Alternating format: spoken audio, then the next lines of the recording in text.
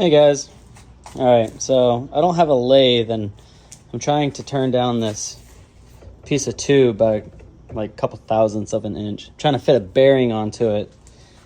So I got this power drill, clamped it to the top of this welder, clamped the trigger, right, so I can actually use my hands and have this spinning. This piece of tubing right here is just pretty much holding everything together. And here's my power switch.